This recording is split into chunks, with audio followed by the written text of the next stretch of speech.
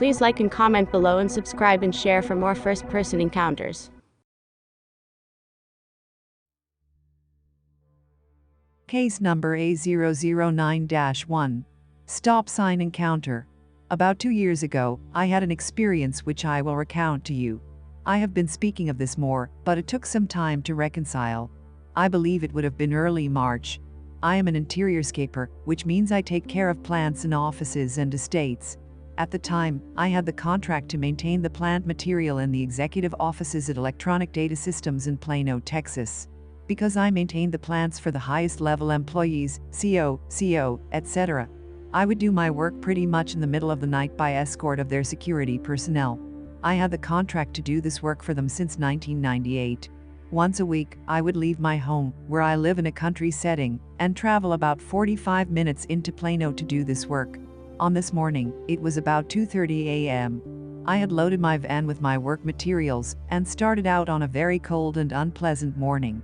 It had been raining and the wind was blowing. I had my windshield wipers on because the wind was blowing water off the trees, though it wasn't raining at the moment. I turned on the residential street to make my way out into the main roads.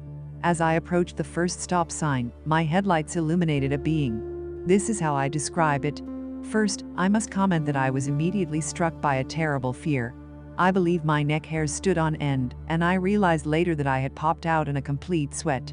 I never sweat, and it was very cold, but my shirt had huge armpit rings by the time I reached the toll road. So I instantly knew that I was seeing something very out of the ordinary at the first second. I would say this being was about 5 feet tall. It crossed the road on the cross street in front of me.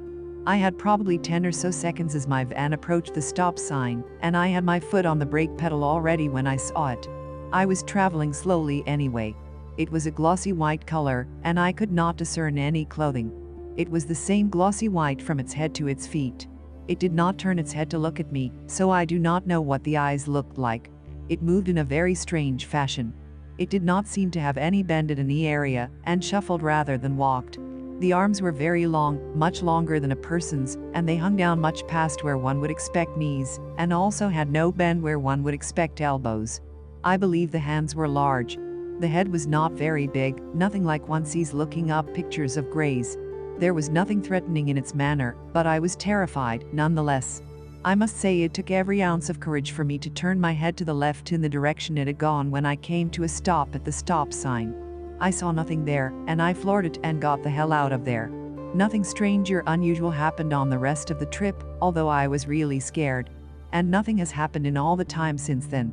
I wish I had known that there would be no consequences from seeing it, and I could have saved myself a lot of anxiety. I would love to see it again, if I could know for sure that again there would be no consequences, and I could look at it from behind an army of people who probably believe me to be deluded or a liar. Obviously, I have no idea what it is, except to say that I know it is not human. I guess it could be an alien from space, or a creature from another dimension. Seeing it had a big effect on me. I have never been in the least bit afraid outside in the night. I breed and raise horses, and I have spent many nights out in the barn by myself waiting for a mare to foal, but I was very nervous outside after that. I also began to dread going to that account. It was eons before I could go by that stop sign without feeling that fear. I have had some unusual experiences in my life, but nothing like this. I do not know what to make of this experience, other than to acknowledge that there is much more to this world than we know. I come from a well-educated family of engineers and economists, and they would have preferred no family member of theirs have an experience like this, which puts on in a category of cooks. Kate.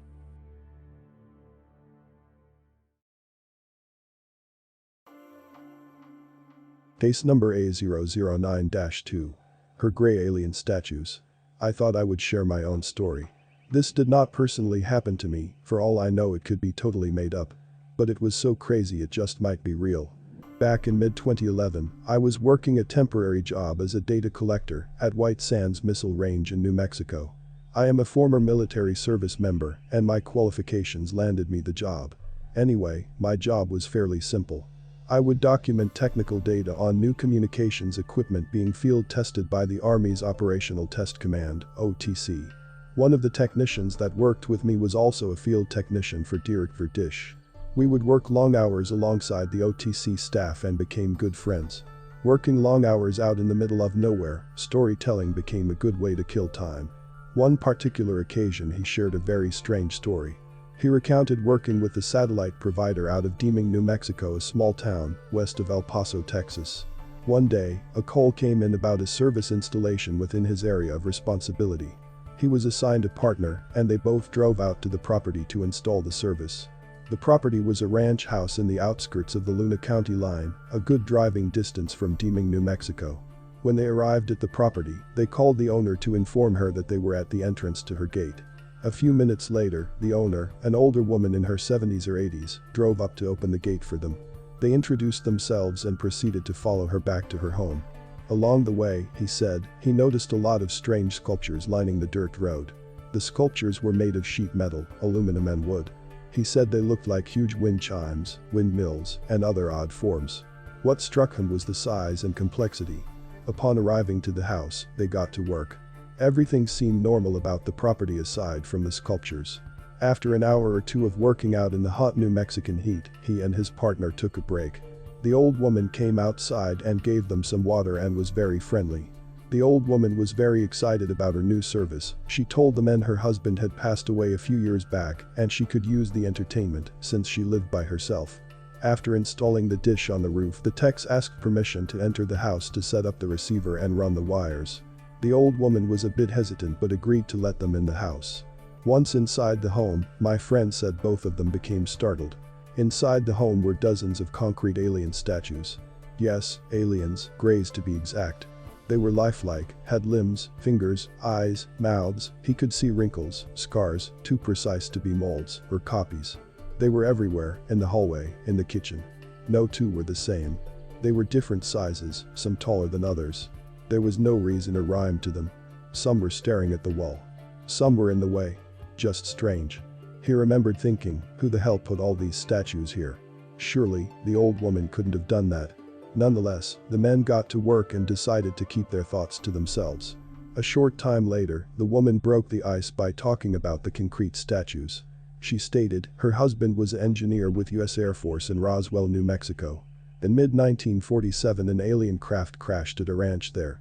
She said her husband not only worked at the alien crash site, but had proof. He said the old woman shared her late husband's personal photo album. It contained typical photos you would expect to see. Wedding pictures, family portraits, but it turned strange when they saw old pictures of alien remains and of the wreckage, almost evidence-like, with measurements. CSI-type stuff. He could not believe it. He surely thought this lady was insane or clearly pranking them. The woman went on to explain that government officials and engineers were able to decipher messages and symbols etched into the spaceship. Her husband became obsessed with them. She said her husband, along with others, were able to decipher that the origins of humanity were at the edge of the moon. Whatever that meant. She went on to say that was the reason behind the space race with the Soviet Union. That NASA's missions were some sort of cover-up. The real reason Americans went to the moon was to validate the evidence they had found in Roswell, New Mexico. She explained that after her husband retired, he was convinced that the origins of humanity were not at the edge of the moon, but at the edge of Luna County. Luna means moon in Spanish. Her husband and her bought a few acres of land at the edge of the county line, and he continued to search for answers and build those strange sculptures until his death. The old woman said that after her husband passed, she became depressed and very ill, and could not continue her husband's work. It was at that time that the Greys started manifesting. At first it was one, then two. Sometimes they would go weeks without appearing. But over the months and eventually years, they started manifesting in the dozens. She used the term manifest, meaning they would just materialize in and out of space and time. She said they were nocturnal beings and hated the daylight. During the night they would manifest and keep her company, using telepathy to communicate with her. She said they cured her illness and depression and became very fond of her. She would spend long hours at night talking about humanity and our imperfection and our destructive nature. She went on to explain that because they were nocturnal, during the day they would sleep or hibernate by turning to stone as a way to protect their bodies from the sunlight. That is why she needed satellite service. Because during the day she had nobody to keep her company and she would get bored. My friend remembered experiencing strange feelings of being watched by the statues and experiencing the so-called fun house effect, becoming disoriented at times. They completed the work, showed the old woman her new satellite service. She was elated. She thanked them for their service, and just like that, it was over. The drive back to Deeming was quiet. Who would believe them? Did they see what they thought they did? Was it an elaborate hoax by an old woman? They ended up sharing the story with those who were crazy enough to listen to it. When he shared his story with me, I was dumbfounded. Such a crazy story.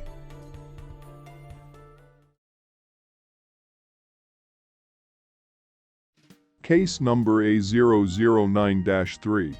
Tombstone, Arizona, the town too tough to die. My wife and I were down from Oregon for my sister's wedding in Tucson, Arizona on Saturday, the 16th of October 2010.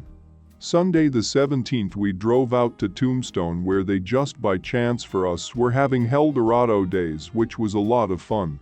As we were leaving Tombstone, we stopped at Boot Hill Cemetery just at the north end of town. After walking through the cemetery, my wife and I were about to get into the car. I looked out over the road, Highway 80, toward the west to take in the scenery out over the desert. That's when I noticed something just hanging there, maybe a mile or 1.5 miles high, and about 3 miles total distance. It hovered and did not appear to move.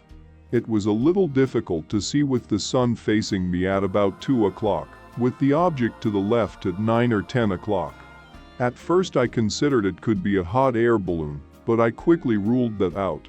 I thought the sun could be reflecting off of something, but that would mean there had to be something there to reflect off of. With the naked eye I could see the dark area on the left and the bright white vertical boomerang shape on the right. I grabbed my camera and took about 4 pictures. The one I posted is the best image. These images were able to provide much more detail than I could see otherwise. My wife also could see the object as well. With no nearby roads leading out to the object and not knowing what it was, we decided to leave after watching it for about 10 minutes. During that time it did not appear to move. If anything, it got a little closer.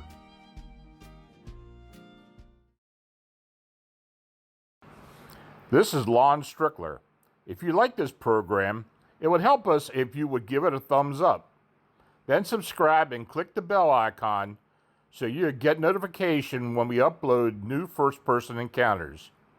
We have many more to come very soon. And by the way, if you have a suggestion or an experience of your own, please leave a comment.